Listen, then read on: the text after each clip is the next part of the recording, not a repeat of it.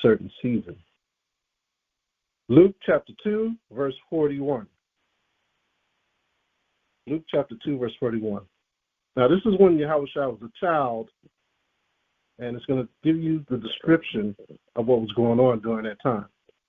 Luke chapter 2, verse 41, and it reads, "Now his parents went to Jerusalem every year at the feast of the Passover." So we know that Passover comes during the springtime, pursuant to Leviticus chapter 23, off the Hebrew month, not the Gregorian month. Passover is in the spring. The reference is March to April. That's the time that the Passover comes in. Verse 42, "And when he was 12 years old, they went up to Jerusalem after the custom of the feast." What feast? The Passover. Okay? "And when they had fulfilled the days as they returned, the child Yahushua tarried behind in Jerusalem, and Joseph and his mother knew not of it." So now we see there's two different references here. There is every year they went to Jerusalem during the Passover, and it's given Yahushua's age, that he was 12 years old. These are two references. If he was born around the Passover in the spring and not Christmas, which is in the winter, then we need to look at it. We need to look deeper into it. Let's attempt to prove it.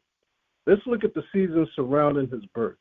All of us online and in class, we're all born around a certain season, correct? All of us. You all heard the stories from your parents, from your uncles and your aunts, your brothers and your sisters. Some of you may have even made some of your family members mad and upset being born right around dinner time, right before dinner time. Here's your mama having the baby. Everybody hungry, but y'all got to run to the hospital. Messed up everybody. You done heard those stories, right? You done heard you was born in summer. Man, it was hot when you came. Ooh, it was cold. It was snowing outside. Your mama said, I put some big gang on my back, and you came out, boy. All types of things we heard growing up on how we came out. Some brothers and sisters say black eyed peas. They mama ate some greens and they came out, But as we read, we're going to see that there's also seasons and descriptions of the times that Yahushua was born. I want to go to Luke chapter 2, verse 2. Luke chapter 2, verse 2. And it reads, "And this tarrying was first made with Cyrenius, was governor of Syria, and all went to be taxed, every one into his own city. And Joseph also went up from Galilee, out of the city of Nazareth, into Judea, unto the city of David, which is called Bethlehem, because he was of the house and lineage of David." There it is right there. It's telling you that this man came from the loins of Abraham, Isaac, and Jacob. Verse 5, "To be taxed with Mary, his espoused wife, being great with child." So they're already calling him and her husband and wife. Verse 6, "And so it was that while they were there, the days were accomplished that she should be delivered. And she brought forth her first," okay, my page is missing something here. I can't read that. Got a big gap here. "Oh, and wrapped him in swaddling clothes and laid him in a manger, because there was no room for them in the inn." Verse 8, "And there were in the same country shepherds abiding in the field, keeping watch over the flock by night. And lo, the angel of the Most High came upon them, and the glory of the Most High shone round about them, and they were sore afraid. And the angel said unto them, Fear not, for behold, I bring you good tidings of great joy, which shall be to all people. For unto you is born this day in the city of David a Savior, which is Christ, or Mashiach Yahushua." All right. So we see that, right? So they were outside with their flocks, outside the gates of their barns, these shepherds. They were in the field. So we have to understand, in that part of the region, it does get awfully cold. It gets freezing cold during that time. So if it was winter time, wouldn't nobody be outside? All right? And this could be debatable, because somebody's always trying to debate the Bible. So we're just looking at what we have here. So they were in the field. Yahushua actually left a parable in the book of John in reference to when it gets freezing cold outside, what happens? What do the shepherds do? Do they continue to feed their sheep out at night in the field, or do they do something else? Let's go to John chapter 10, verse 1. John chapter 10, verse 1. And this is a parable of Yahushua, but you have to realize these brothers and sisters during that time were shepherds. They were farmers, but most of them worked with their hands. They worked with animals. This is how they made a living. Fishermen and so forth. John chapter 10, verse 1. Verily, verily, I say unto you, he that entereth not by the door into the sheepfold, but climbeth up some other way, the same is a thief and a robber. What is that sheepfold? Let's keep reading. But he that entereth in by the door is the shepherd of the sheep. So this should be telling you something, that there's a barn there where sheep are in, and nobody can get to these sheep at nighttime. Verse 3, to him the porter openeth, and the sheep hear his voice. And he calleth his own sheep by name and leadeth them out. So someone open that door in the daytime and tell those sheep to come out. Those sheep won't come out because they don't recognize the voice of that shepherd. These sheep will not come out of that barn unless they know who that is. If that robber runs into that barn with the door open, what do you think the sheep are going to do? They're going to run out. They're going to scatter. So this is telling you right here that during the winter months, sheep were indoors at nighttime. Verse 4, and when he putteth forth his own sheep, he goeth before them, and the sheep follow him, for they know his voice. And a stranger will they not follow, but will flee from him, for they know not the voice of strangers. So these sheep are smart. These sheep recognize family. These sheep aren't going to let a wolf come in and guide them out. So you can see that these gatekeepers or shepherds had barns in those days. So at night on these cold winter months, a lot of those sheep were inside. Let's look at another verse. We're going to go into the book of Genesis. We're going to talk about Jacob. And Jacob is going to describe the wintertime. Let's go to Genesis chapter 31. So in that region, during the winter months, it actually snows. Things freeze over during the winter months out there. This is why they had the Feast of Tabernacles, where they could gather food up. Squash and things like that. They could preserve it, freeze it, and still eat it. We think we're the only ones that have refrigerators. They had a form of refrigeration back then, but it wasn't the way we have it today. It was a little different. You gotta remember, they dried a lot of their foods there, too. They had a lot of fruit that they dried, vegetables that they dried. Genesis 31:17. Then Jacob rose up. This is when Jacob fled from his uncle Laban. Then Jacob rose up and set his son and his wives upon camels. And he carried away all his cattle and all his goods which he had gotten, the cattle of his getting which he had gotten in Padan Aram, for to go to Isaac his father in the land of Canaan.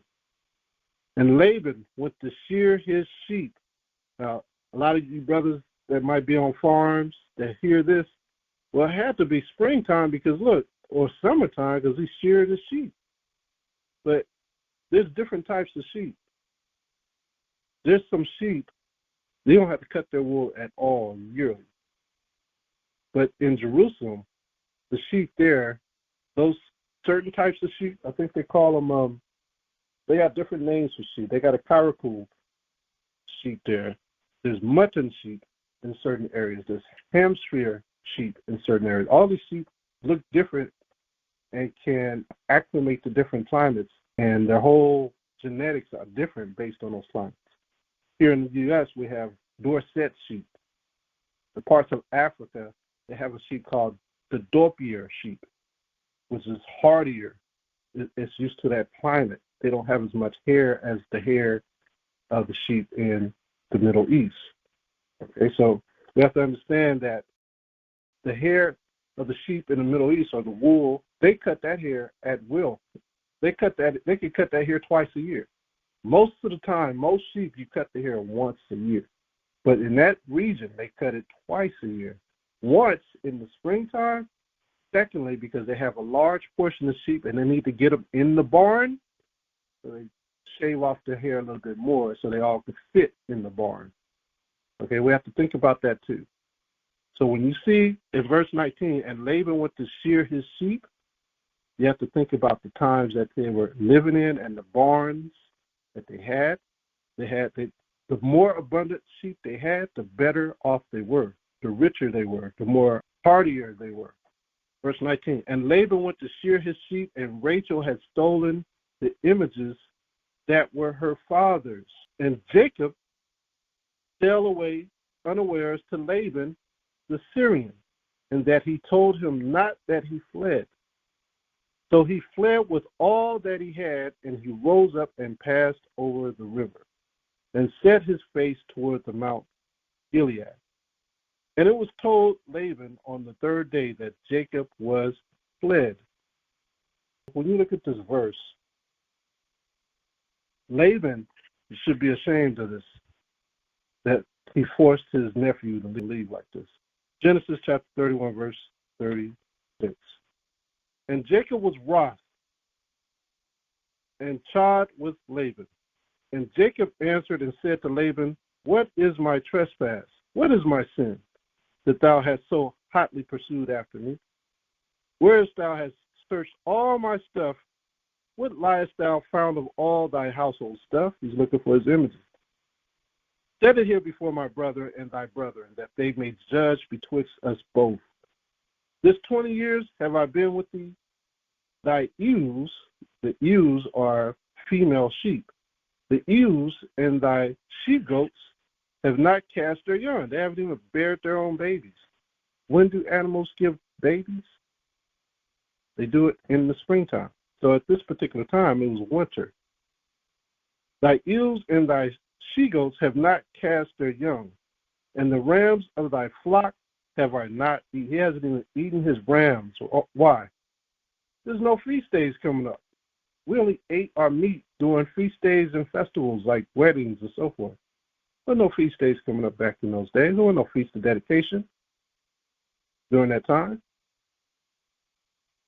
That which was torn of beasts I brought not unto thee.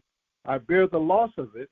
Of my hand didst thou require it, whether stolen by day or stolen by night. Here's the verse, verse 40. This I was in the day. The drought consumed me, and the frost by night. So in the daytime, the drought consumed them. It was wet. And the frost by night. At nighttime, it was freezing. All right. This is a book called The History of Persia by John Malcolm, volume 2 of 2. This was written in the 18th century. This is the closest I could get to the borders of Jerusalem, dealing with weather patterns. Okay, Persia is a little ways away from Israel. You got Iraq above it. You got Israel there. And let me show you how the weather was in the 18th century. It didn't change too much, but let's look at this. There's a calendar. Let me drop over here first. I'm on page 363. And let me see if I can get where I need to get. It says, in the morning, at night, it generally stood about 60 degrees. In autumn, the heat continued, but in winter, it became cold, the thermometer falling considerably below the freezing point. As late as March, there was often a hoar frost upon the ground. So even in March, you had frost upon the ground. So let's look at this right here. This is a calendar from those years. This is January, 58 degrees at sunrise, 65 degrees at 2 p.m., 62 degrees at 9 p.m. Remember, at night, it drops below freezing. Look at this. Prevailing winds northerly, violent thunder and lightning on the 19th. Little rain during this month. Distant mountains white with snow. Remember what Jacob said? It was damp in the evening and freezing in the morning. February, an unusual quantity of rain this month. Very tempestuous weather with southerly winds. Let's look at March. Look at the temperatures. Fairly pleasant. Pleasant weather, a good deal of rain. All right, April, pleasant weather, northerly wind prevailing. Distant mountains no longer covered with snow. On the 31st, the thermometer rose to 110. So around Passover, around the spring, the weather starts to have pleasant horizons. So it kind of goes in line with what Jacob was saying around the winter months. So this is December to January. So here he is running from Laban, and he's out there in the dead heat of winter. He's freezing. And my sleep departed from my eyes. He was worried on top of that. So when we look at verses like this, we got to take to know what time in the season was. Laban made Jacob do in the off season what no man should do to someone. Scared him off. In the wintertime, all kinds of things can happen to you. Even with jobs today, you don't want to get laid off work in the wintertime. Matter of fact, everyone around this time is hiring. Most employees are hiring right now. They're trying to get people on the job during the winter months, or should I say holiday season. But remember what Yahushua said in Matthew 24 and 20? Matthew 24 and 20. What did he say? And this is the very thing Laban did to Jacob. Matthew 24, verse 20. But pray ye that your flight be not in the winter, neither on the Sabbath day. For then shall be great tribulation. What was Jacob in? Great tribulation. Such as was not since the beginning of the world to this time, no, nor ever shall be. And except those days should be shortened, there shall no flesh be saved. See that? You take off and leave in the wintertime and see how long you last in the snow. All right? There's famine, there's disease, there's destitute of war, food. So this tells us that the shepherds were out at night with their sheep grazing in the winter, they would have froze to death. So it's definitely the beginning of spring. There's still a little chill factor around February, March, going into that Passover time. So our Lord and Savior, Hamashiach, was born in the spring around Passover. Is there any significance in knowing the time of his birth? Absolutely. Big significance. We need to know the significance.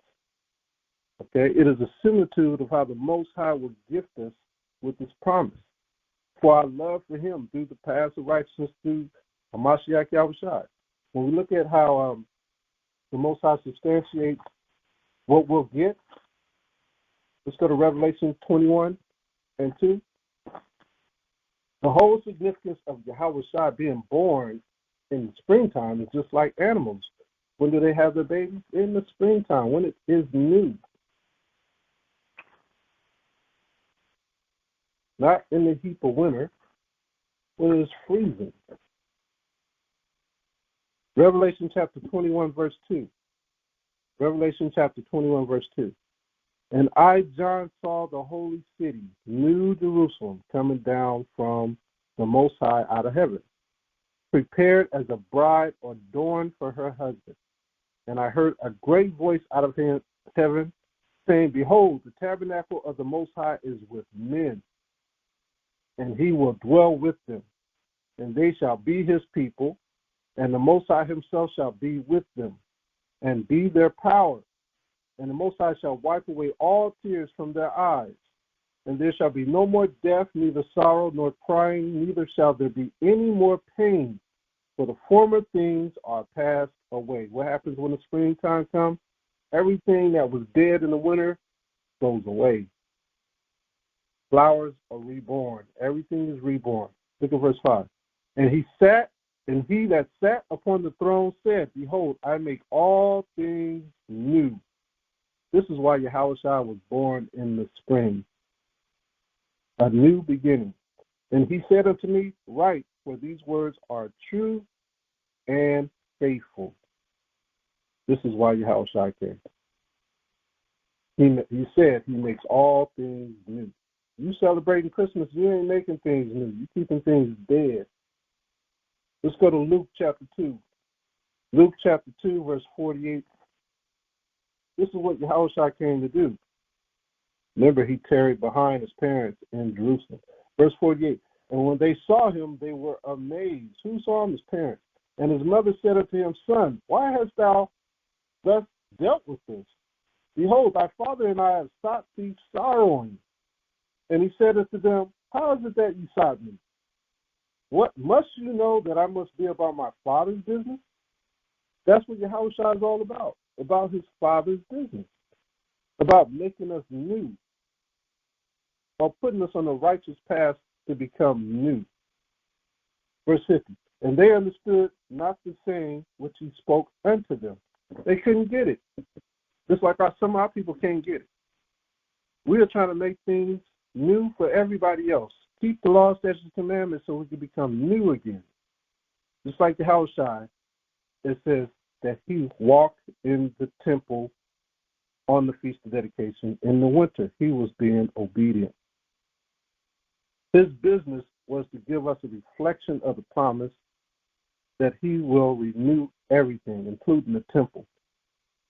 Everything is to be renewed. John 10:22. John 10:22. And it was at Jerusalem, the Feast of the Dedication. And it was winter. And Yahushua walked in the temple in Solomon's porch. Then came the Jews round about him and said unto him, How long doest thou make us to doubt? If thou be the Christ, tell us plainly. Yahushua answered them, I told you, and you believe not. The works that I do in my Father's name, they bear witness of me. So what is he telling them? Follow me to the Father. I make all things new, including the temple. So where did the Feast of Dedication originate with? We're going to go to the Apocrypha. We're going to go to First Maccabees, our hidden history. This is another thing that was hidden. The Apocrypha, our business. This was hidden from us. First Maccabees chapter 4, verse 52. This is the meaning of the Feast of Dedication. First Maccabees chapter 4, verse 52. Now on the 25th day of the 9th month, 25th day of the 9th month, which we are in today, which is called the month Caslu, in the 148th year, they rose up betimes in the morning. Who? The Israelites. And offered sacrifice according to the law upon the new altar of burnt offerings, which they had made. Look at what time and what days the heathen had profaned it. Even in that was it dedicated with songs and citherns and harps and cymbals. Then all the people fell upon their faces, worshiping and praising the Most High of heaven, who had given them good success.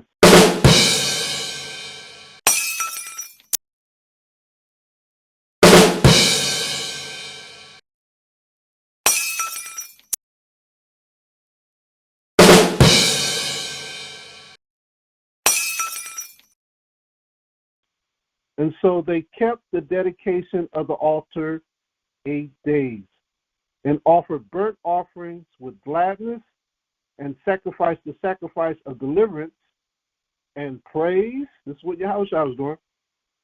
They decked also the forefront of the temple with crowns of gold and with shields, and the gates and the chambers. They renewed and hanged the doors upon them. Thus was there very great gladness among the people, for that the reproach of the heathen was put away. Moreover, Judas and his brethren with the whole congregation of Israel ordained that the days of the dedication of the altar should be kept in their season from year to year by the space of 8 days. From the 25th and 20th day of the month Casu with mirth and gladness. So this is what they were doing. There was a celebration going on in commemoration of what our people went through. We went through a lot during that time. So this is why Yahushua walked in the temple during the month of Casu. Now, what happened? Because this just talks about us commemorating that time. But what actually happened? Because just by reading this, we know something else happened. What actually happened? Let's read about it. I want to take us to 1 Maccabees, chapter 1, verse 1. 1 Maccabees, chapter 1, verse 1. And it happened after that Alexander, son of Philip, the Macedonian, who came out of the land of Chittim, had smitten Darius, king of the Persians and Medes, that he reigned in his stead the first over Greece. We have to get the understanding of the beginning. So we did a class a few weeks ago about the Macedonians and Alexander the Greek, of where he came from. But now we're going to read the whole concept of what happened with the Feast of Dedication.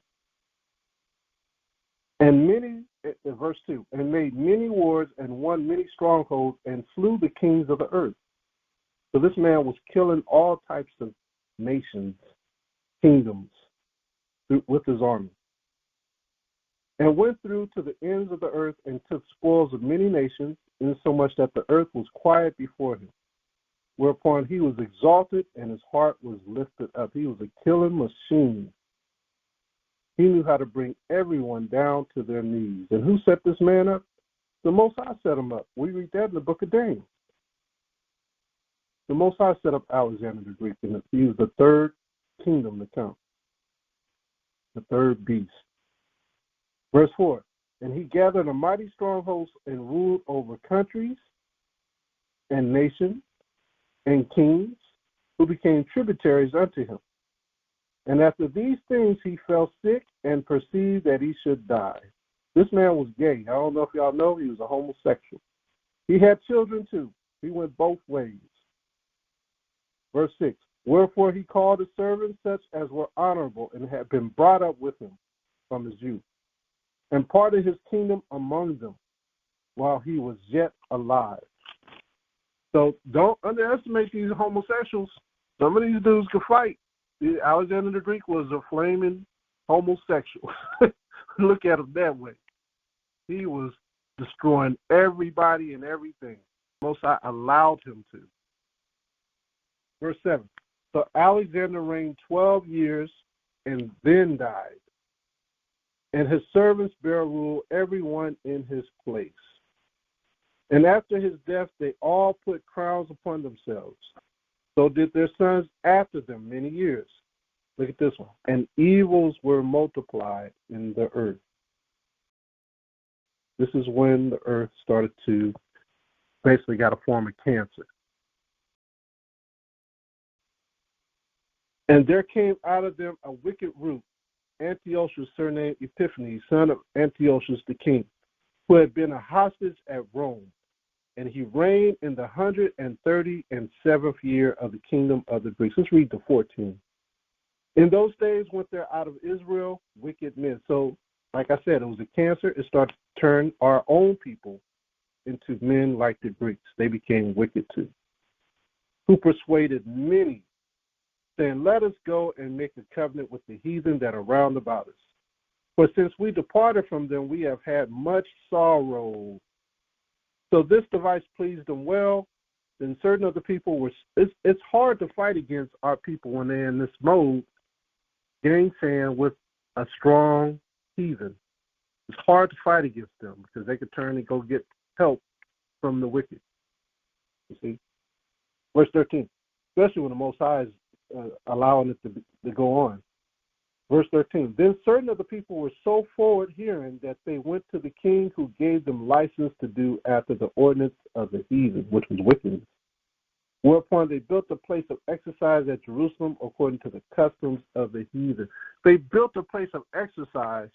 What's the biggest building they could use? Temple. Look at these gyms that are all over America. How big are they? They're bigger than churches. Some of these gyms are bigger than Walmarts, super Walmarts. So what do you think? Okay, remember they was taking boar heads and putting it up on temple. All right, let's drop down to verse 20. And after that, Antiochus had smitten Egypt. He returned again in the 143rd year and went up against Israel and Jerusalem with a great multitude. Verse 21.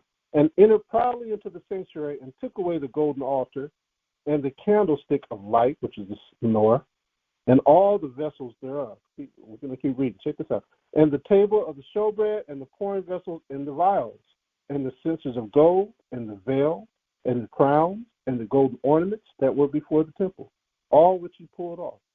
He took also the silver and the gold and the precious vessels. Also he took, here it is, he also took the hidden treasures which he found. What are those hidden treasures? I told you, they took a lot of our stuff. And when he had taken all away, he went into his own land, having made a great massacre and spoken very proudly. I destroyed the Jews. I brought their buildings down upon them. Therefore, there were great mourning in Israel in every place where they were. All right, so he destroyed everything. Let's drop up to verse 37. Verse 37. Verse 37. Thus they shed innocent blood on every side of the sanctuary and defiled it. This is what they did. Imagine them shedding blood everywhere, even on the side of the sanctuary. Insomuch that the inhabitants of Jerusalem fled because of it. Whereupon the city was made a habitation of strangers and became strange to those that were born in her. And her own children left her. Bad. Her sanctuary was laid waste like a wilderness. Her feasts were turned into mourning, her Sabbaths into reproach, her honor into contempt.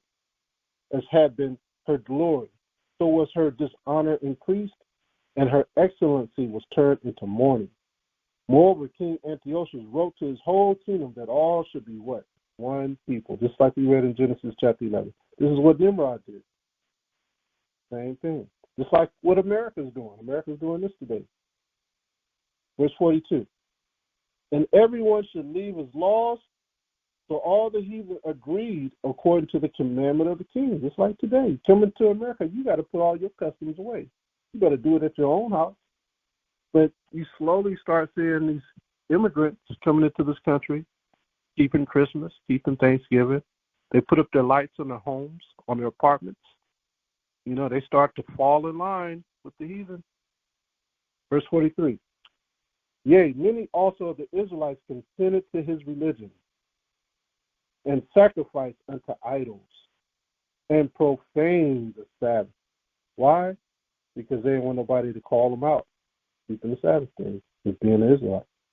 For the king had sent letters by messengers unto Jerusalem and the cities of Judah that they should follow the strange laws of the land and forbid burnt offerings. Imagine that. And sacrifice and drink off. Everything changed. And forbid burnt offerings and sacrifice and drink offerings in the temple, and that they should profane the Sabbaths and the festival days, and pollute the sanctuary and holy people. Set up altars and groves and chapels of idols. They set up these things. And sacrifice swine's flesh and unclean beasts. It was horrible. that they should also leave their children uncircumcised, and make their souls abominable with all manner of uncleanness and profanation, to the end they might forget the law and change all the ordinances. Verse 49, to the end they might forget the law and change all the ordinances. See that? That was their whole goal, for them to forget the law. Let's drop down to verse 56. We're going to read 56 to 57. This is 1 Maccabees, chapter 1, verse 56 and 57. And when they had rent in pieces the books of the law which they found, they burnt them with fire. Just like during the time of Hitler, they were burning the Bible. And wheresoever was found with any the book of the Testament, if you was found with any parts of the Bible, or if any consented to the law, if you started acting like you were keeping the law, the king's commandment was that they should be put to death. You were to be put to death if you were doing anything like that. It's so simple, right? But no, it's okay to be Satanist around these countries, this part of the world. It's okay to be a Satanist. It's okay to be Illuminati. It's okay to sacrifice to gods. But don't keep the laws of the Most High. Don't do what the Most High say. Don't do his festivals. No, you are considered a hate group. Let's go to 1 Maccabees chapter 4 and 41. We're going to wrap up with this chapter. 1 Maccabees chapter 4 and 41. Then Judas appointed certain men to fight against those that were in the fortress until he had cleansed the sanctuary. So our people got together to fight the Greeks. So he chose priests of blameless conversation, such as had pleasure in the law. Yeah, he didn't just go get anybody like Spartacus. You know, he got brothers and sisters who kept the law. Verse 43, who cleansed the sanctuary and bear out the defiled stones into an unclean place. So they started cleaning it up after they destroyed the heathen. And when, as they consulted what to do with the altar of burnt offerings, which was profane, they thought it best to pull it down, lest it should be a reproach to them, because the heathen had defiled it. Wherefore they pulled it down. So they said, let's start all over again. And laid up the stones in the mountain of the temple in a convenient place, until there should come a prophet to show what should be done with them. Then they took whole stones according to the law and built a new altar according to the former. They just let the other rock, they just pulled it down to the ground and went somewhere else to start over again. And made up the sanctuary and the things that were within the temple, and hollowed the courts. Let's jump over to precept, 1 Maccabees, chapter 3 and 48. I just want, while they're building this temple, I want y'all to see what else they did. 1 Maccabees 3 and 48. This is when they found their books. This is what happened. And laid open the book of the law, wherein the heathen had sought to paint the likeness of their images. Imagine that. You open up your book, and you're looking at the law, and then you're looking at your family members in there, Abraham, Isaac, and Jacob, and they done changed the images. They don't whitewash the images. Verse 49. They brought also the priest's garments and the first fruits and the tithe and the Nazarites they stirred up, who had accomplished their days. Then cried they with a loud voice toward heaven, saying, what shall we do with these? And whither shall we carry them away? For thy sanctuary is trodden down and profane, and thy priests are in heaviness and brought low. See that? Let's jump back over to 1 Maccabees chapter 4, verse 49. So they didn't even know what to do with the book of the law, because they had destroyed it. 1 Maccabees chapter 4, verse 49. They made also new holy vessels. So they made new books. And into the temple they brought the candlestick and the altar of burnt offering, and of incense, and the table. And upon the altar they burned incense, and the lamps that were upon the candlestick they lighted, that they might give light in the temple. Furthermore, They set the loaves upon the table and spread out the veils and finished all the work which they had begun to make. And with that, we're going to go over to John chapter 10 and verse 22. So this is what happened. This is why we celebrate the Feast of Dedication, because of what they did to our temple and what they did to our people and what they did to our books. They tried to destroy us completely. They tried to steal our heritage then. They tried to destroy our culture then. Okay, did they do it? They almost did when they brought us into captivity here. They took everything from us again. They took our heritage away, our books, our recipes, our veils, our menorahs. So this is why in John chapter 10, verse 22, and it was at Jerusalem, the Feast of Dedication, and it was winter, and Yahushua walked in the temple in Solomon's porch. So he remembered and knew all of this. He knew what the heathen did. That's why he says, I am not sent but unto the lost sheep of the house of Israel. He knew what they did. We were scattered then too. Not just in 70 AD, but we were scattered then too. And with that, we're going to close out this class. Like I said, the Feast of Dedication don't have anything to do with Christmas, y'all. Nothing. Are there any questions, statements, or comments? All praise to the Most High, Yahweh, Yahweh. Any questions, statements, or comments? This is the word of the Lord of hosts. I took you from the pastures and from following the sheep to be prince over my people Israel. I have been with you wherever you have gone and have destroyed all the enemies in your path. I will make you a great name among the great ones of the earth. I will assign a place for my people in Israel. There I will plant them, and they shall dwell in their own land.